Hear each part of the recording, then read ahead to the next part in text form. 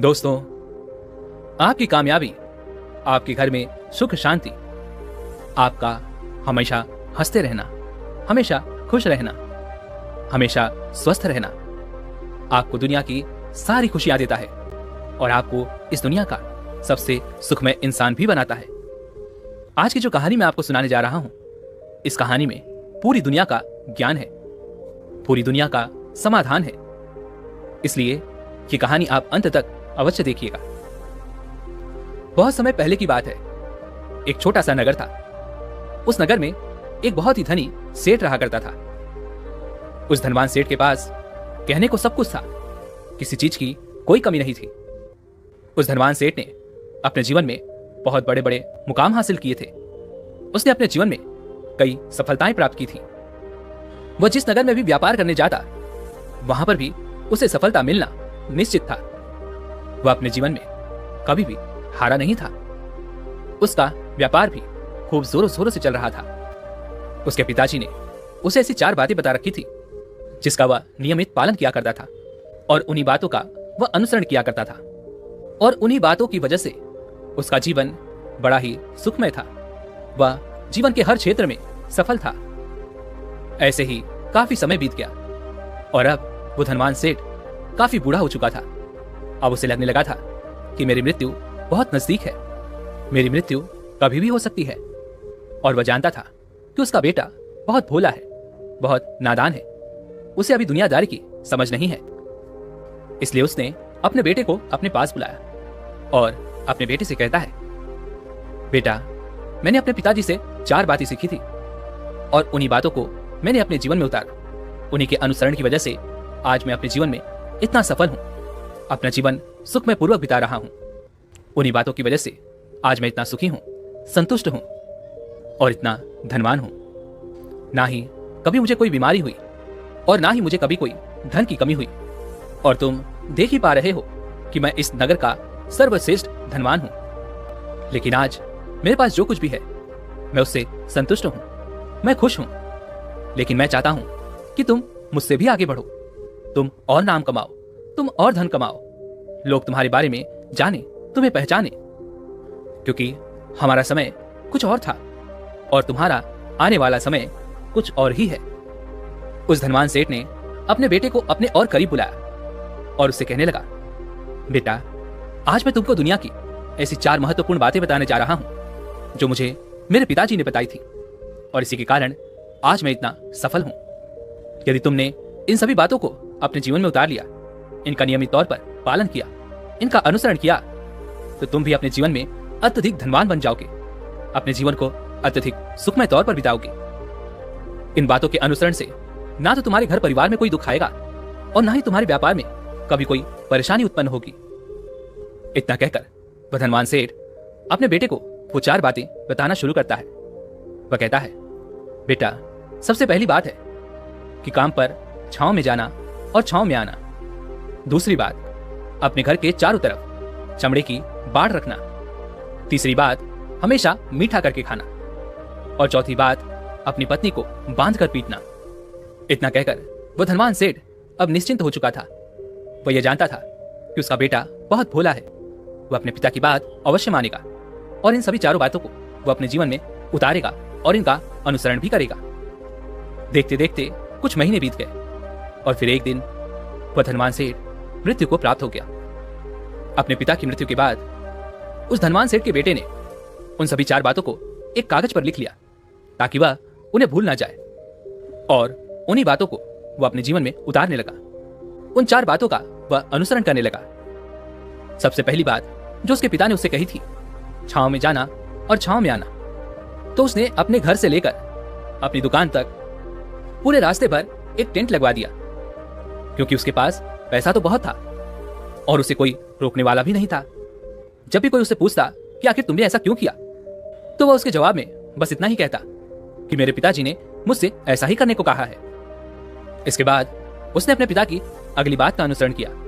उसने अपने घर के चारों तरफ चमड़े की बाड़ खड़ी करवा दी।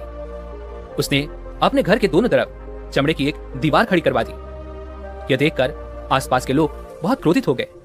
वे लोग उसे झगड़ा करने पर भी उतर आए। कई लोगों ने तो उससे यह तक कह डाला कि आखिर तुमने ऐसा क्यों किया? चमड़े की बाड़ तुमने क्यों खड़ी करवा दी? चमड़े से बहुत बदबू आती है और इससे हमें तकलीफ होती है, इसे आज ही निकलवा दो। लेकिन कोई उसका कुछ भी ना बिगाड़ सका, क्योंकि उसके पास बहुत पैसा था। इसलिए कोई भी व्यक्ति उसका ज्यादा समय तक विरोध ना कर सका।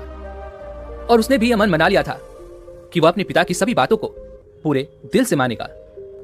उसके पिता ने उससे तीसरी बात कही थी, मीठा करके खाना, जिस कारण वह अपनी पत्नी से हर रोज खाने में कुछ मीठा ही बनवाता था।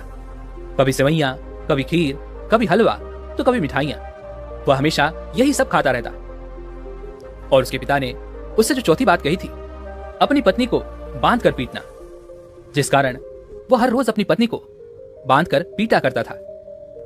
ऐसे ही कई दिन बीत गए और देखते ही देखते अब उस सेठ के बेटे का जीवन धीरे धीरे बर्बाद होने लगा था, क्योंकि उसने अपने पिता की सभी बातों का गलत मतलब निकाला था और वह उसी के अनुसार उनका पालन कर रहा था।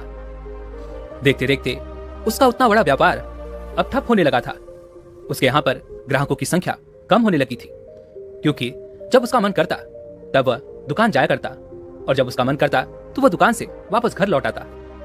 उसका अपने पिताजी के उस कारोबार में मन नहीं लगता था, जिस कारण उसके सारे ग्राहक अब उससे नाराज होने लगे थे। उसके सारे ग्राहक अब एक एक करके उस दुकान को छोड़ते चले जा रहे थे। इसी कारण उसका पूरा व्यापार अब ठप हो चुका था। जिस व्यापार को खड़ा करने में उसके पिताजी ने खून पसीना एक कर दिया था, उस व्यापार को उसने कुछ ही महीनों में पूरी तरह से बर्बाद कर दिया था। अब उसका धंधा बहुत कम हो चुका था, जिस कारण वो बहुत परेशान रहता था, बहुत चिंतित रहता था।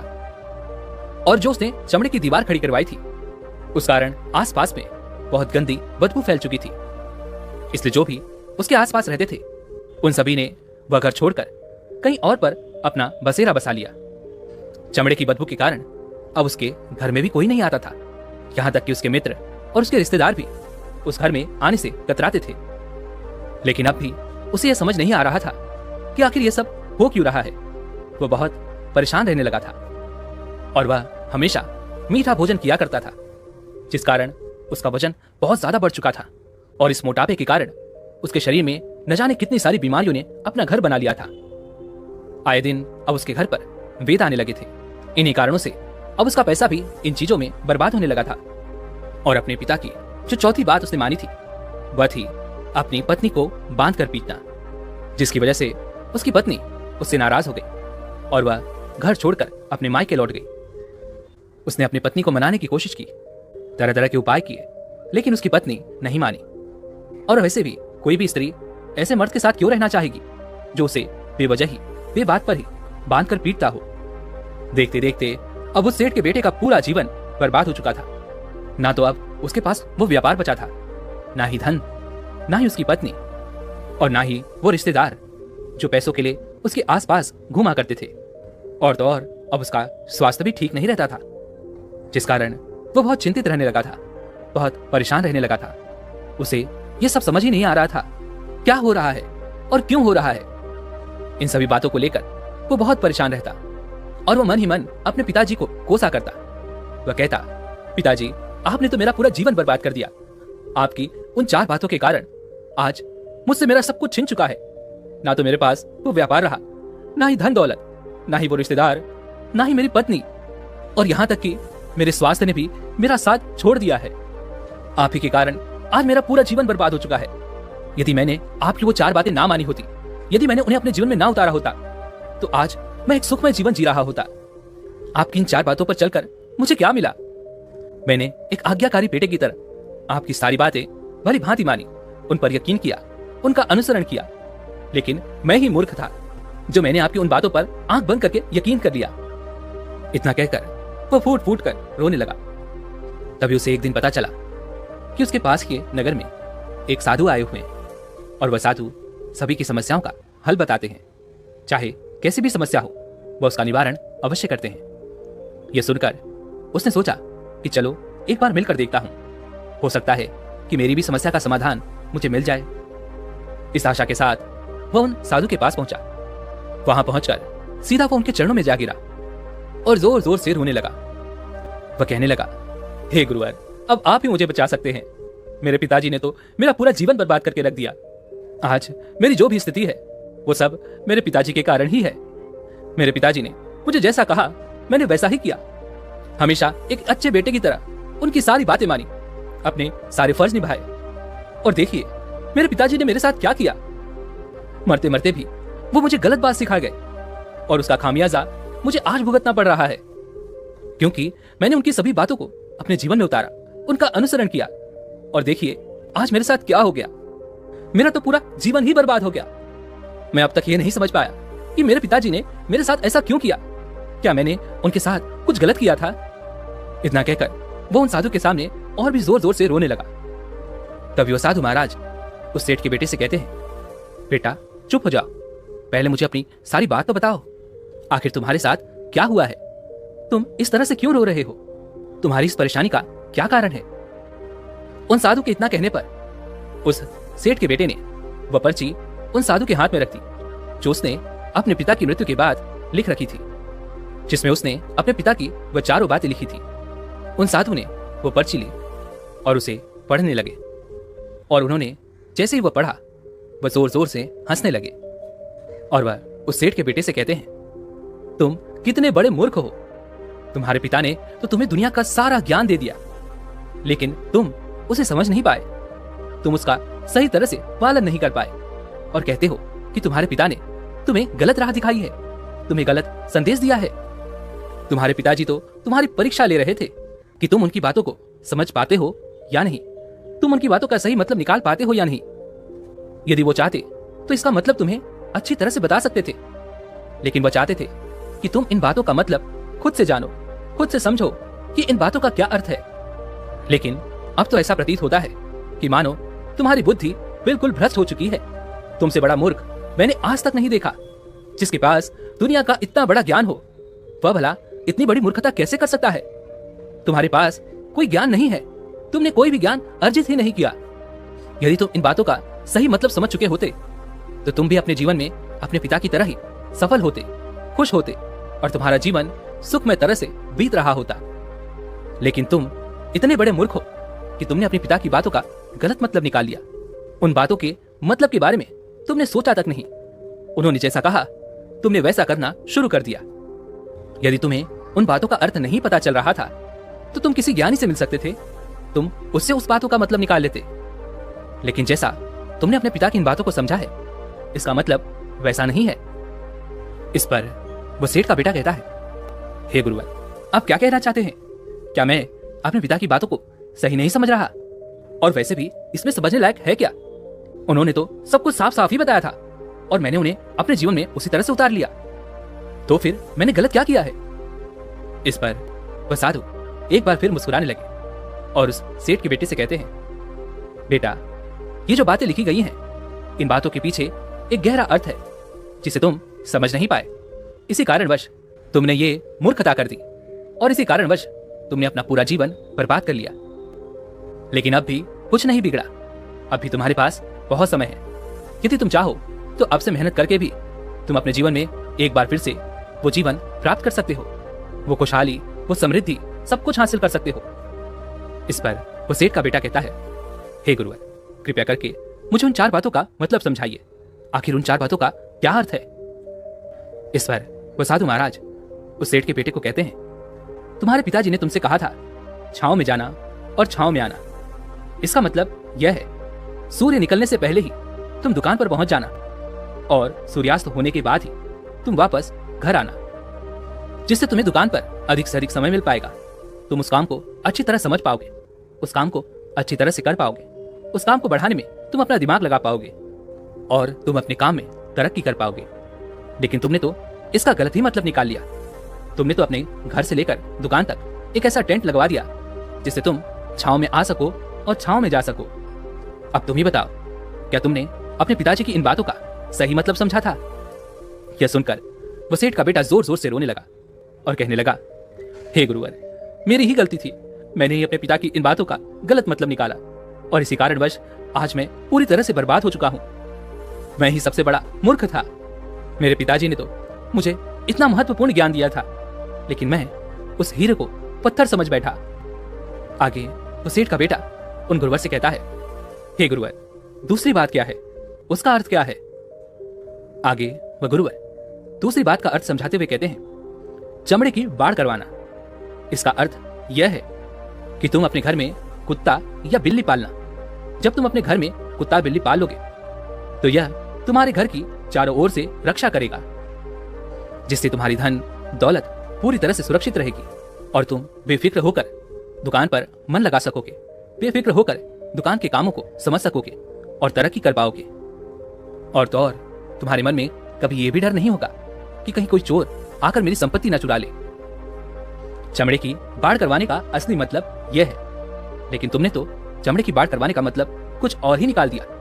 तुमने तो अपने घर की दोनों दीवारों को ही चमड़े से पूरी तरह से भरवा दिया, जिस कारण आसपास गंदी बदबू फैल गई। तुम्हारे आसपास के पड़ोसी भी अपना घर छोड़कर कहीं और चले गए, यहाँ तक कि तुम्हारे मित्र, तुम्हारे सगे संबंधी भी उस बदबू के कारण तुम्हारे घर पे आने से कतराने लगे। और अब हालत तो यह हो चुकी है कि ना तो तुम्हारे घर पर कोई आता है और ना ही कोई जाता है, और इसी कारणवश लोग तुम्हें नापसंद करने लगे, और तुम्हारी बर्बादी का ये भी एक कारण है। आगे वो सेठ का बेटा कहता है, हे गुरुवर, ये सब तो ठीक है, लेकिन ये मीठा करके खाना, क्या मैंने इसका भी अर्थ गलत निकाला? मैंने तो अपने पिता की बातों के कहे अनुसार ही हर रोज मीठा खाया, और आज देखिए मेरा शरीर कितना वजनीदार हो चुका है, जिस कारण मुझे अनेक प्रकार की बीमारियों ने घेर रखा है। क्या मैं इस बात को भी गलत समझ रहा था? इस पर वह साधु उस सेठ के बेटे से कहते हैं, हाँ, तुमने इस बात का भी गलत मतलब ही निकाला है। मीठा करके खाने का अर्थ यह है कि जब भी तुम्हें भूख तेजी से लगे तभी तुम्हें भोजन करना है, ना उसके पहले और ना उसके बाद। अन्यथा यदि तुम्हें भूख ना लगी होगी और तुम्हें भोजन मिल जाए तो तुम उस भोजन की कभी कदर नहीं करोगे। फिर चाहे वो भोजन कितना भी स्वादिष्ट क्यों ना हो, फिर चाहे वो भोजन कितना भी लाजवाब क्यों ना हो, तुम उसकी कदर कभी नहीं कर पाओगे, तुम उसका सम्मान कभी नहीं कर पाओगे। किंतु जब एक व्यक्ति को जोरों की भूख लगी होती है तो उसके सामने यदि तुम सूखी रोटी भी रख दो तो भी वो उसके लिए किसी पंचमेल से कम नहीं है। वह उसे प्रेम पूर्वक खाता है, उसका आदर करता है, उसका सम्मान करता है, और वह रोटी उसे मीठी लगती है। इसीलिए तुम्हारे पिताजी ने यह कहा था कि भोजन मीठा करके खाना, जिससे तुम्हारा स्वास्थ्य भी अच्छा रहेगा।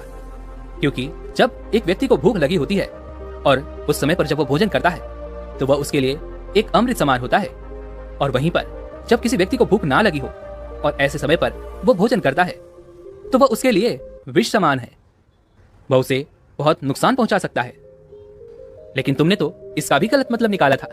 तुम हर रोज मीठा खाने लगे, जिस कारण तुम्हारा वजन बढ़ने लगा, और इसी कारणवश तुम्हारे शरीर में अनेक रोगों ने अपना घर बना लिया और यह तुम्हें मृत्यु के करीब ले जा रहा था। इसलिए आज से जब भी तुम्हें जोरों की भूख लगे तभी भोजन करना, जो तुम्हारे लिए अत्यधिक फायदेमंद होगा और तुम्हारे शरीर को हमेशा निरोगी बनाने में तुम्हारी मदद करेगा। और जब भी तुम्हें भोजन की आवश्यकता ना हो, तुम्हें भूख ना लगी हो, ऐसे समय पर भोजन कभी ना करना, ये तुम्हारे लिए बहुत नुकसानदायक साबित होगा। और यही तुम्हारी तीसरी गलती थी, जिस कारण तुम्हारा पूरा जीवन बर्बाद हो रहा था। आगे वह सेठ का बेटा कहता है, किंतु हे गुरुवर, चौथी बात तो बिल्कुल साफ लिखी गई है, अपनी पत्नी को बांध कर पीटना। तो क्या इसका अर्थ भी कुछ और है? क्या मैंने इसका भी गलत मतलब निकाला है? इस पर वह साधु कहते हैं, हाँ बेटा, अपनी पत्नी को बांध कर पीटने का अर्थ ये नहीं है कि तुम रोज उसे बांध कर पीटो, बल्कि इसका अर्थ तो यह है कि जब भी तुम दोनों के बीच में कोई आपसी मतभेद हो जाए, कुछ नोकझोंक हो जाए, तो तुम अपनी पत्नी पर हाथ मत उठाना। जब तक कि एक स्त्री की कोई औलाद नहीं होती तब तक वह स्त्री पूरी तरह से मानसिक तौर पर अपने आप को मुक्त समझती है, और जब एक स्त्री की औलाद हो जाती है तो वह अपने रिश्तों में बंध जाती है और वह अपने रिश्ते को पूर्णतः निभाने का हर मुमकिन प्रयास करती है। और ऐसे समय पर यदि तुम्हारे बीच कुछ नोकझोंक हो जाए, कुछ गलतियां हो जाए, और ऐसे समय पर यदि तुम उस पर हाथ भी उठा देते हो, तब भी वह तुम्हें छोड़कर कभी नहीं जाएगी। क्योंकि एक स्त्री अपने पति को जरूर छोड़ सकती है, लेकिन अपनी औलाद को नहीं।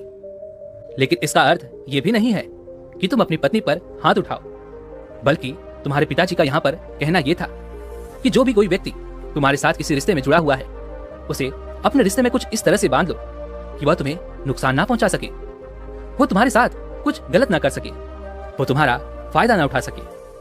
और हमेशा अधिकांश लोग अपने जीवन में यही गलतियां करते हैं, वह अपने नए रिश्ते को कभी समय नहीं देते, जिस कारण उनका रिश्ता उतना मजबूत नहीं हो पाता और इसी कारणवश वो अपने रिश्ते से हाथ धो बैठते हैं। और यही गलती तुमने भी की। तुमने तो अपनी पत्नी को बांध कर पीटा है, तो भला वो तुम्हें कैसे माफ कर सकती है? और यही कारण है कि वह तुम्हें छोड़कर चली गई। तुमने जो अपनी पत्नी के साथ किया वो माफी के लायक नहीं है, लेकिन तुम्हें अपनी पत्नी से माफी मांगनी चाहिए क्योंकि तुमने गलत किया है। इसलिए जाओ और अपनी पत्नी से माफी मांगो, उसे वापस घर लाओ। और यही वो 4 बातें थे जो तुम्हें तुम्हारे पिता ने समझाने का प्रयास किया था, लेकिन तुमने इन सभी बातों का गलत मतलब निकाला और इसी कारणवश तुम पूरी तरह से बर्बाद हो गए। किंतु अभी भी तुम्हारे पास बहुत समय है। यदि तुम इन सभी बातों का सही सही अनुसरण करते हो तो तुम अपने जीवन में एक बार फिर से वो सब कुछ हासिल कर सकते हो जो तुमने खोया है। ये सारी बातें हमारे जीवन की पूरी परेशानियों का समाधान है। तुम किसी भी तरह से इनको देख सकते हो। यदि तुम कामयाब होना चाहते हो तब तो तुम्हें मेहनत करनी ही होगी। सूर्य निकलने से पहले तुम्हें अपने घर से निकलना होगा और हमेशा सूर्य के ढलने के बाद ही तुम्हें घर वापस लौटना होगा, ताकि धन दौलत को कोई तुमसे छीन ना ले। तुम्हें अपने रिश्तों को कुछ इस तरह से बांधना होगा ताकि वो रिश्ते तुम्हें परेशान ना करें, तुम्हें तकलीफ ना पहुंचाएं, तुम्हारा फायदा ना उठाएं और तुम्हें कभी नुकसान ना पहुंचा सकें। और हमेशा एक अच्छा और स्वस्थ भोजन करना जब तुम्हें भूख लगी हो, ताकि तुम्हें जो भी सांसें मिली हैं तुम उसे खुशी खुशी जी सको। और अपने रिश्तों को हमेशा बांध कर रखना, उन्हें खुला मत छोड़ना, अन्यथा वो तुम्हारे हाथ से फिसल जाएंगे। और अपने घर में अवश्य ही कुत्ते को जरूर पालना ताकि तुम्हारा धन हमेशा सुरक्षित रहे। इन सभी बातों का अपने जीवन में अनुसरण करने के बाद तुम अपने जीवन में वो सब कुछ फिर से एक बार पा सकते हो जो तुमने आज तक खोया है। और हो सकता है कि तुम इससे भी अधिक उन्नति कर पाओ, इससे भी अधिक समृद्धि पा सको, अपने जीवन को खुशहाल और सुखमय बना सको। इतना कहकर वो साधु शांत हो गए और वह सेठ का बेटा भी अपनी सभी गलतियों को समझ चुका था। उसने उन गुरु को प्रणाम किया और वापस वो अपने घर लौट गया। उसने उन सभी 4 बातों को अपने जीवन में उतारा, उनका सही सही अनुसरण किया। उसके बाद से उसके जीवन में सकारात्मक प्रभाव दिखने लगे। वो एक बार फिर से अपने व्यापार को खड़ा करने में सफल रहा। वो एक बार फिर से अपनी पत्नी को घर लाने में सफल रहा और देखते ही देखते उसका जीवन सुखमय और आनंदमय हो चुका था। दोस्तों, उम्मीद है कि आपने आज की इस वीडियो से जरूर कुछ न कुछ सीखा होगा। तो इस वीडियो को लाइक और अपने दोस्तों के साथ शेयर करना ना भूलें और हमें ऐसे ही सपोर्ट करने के लिए चैनल को सब्सक्राइब और घंटी बटन को जरूर दबा दें। तो चलिए मिलते हैं इस एक और वीडियो में, तब तक के लिए अपना ख्याल रखें।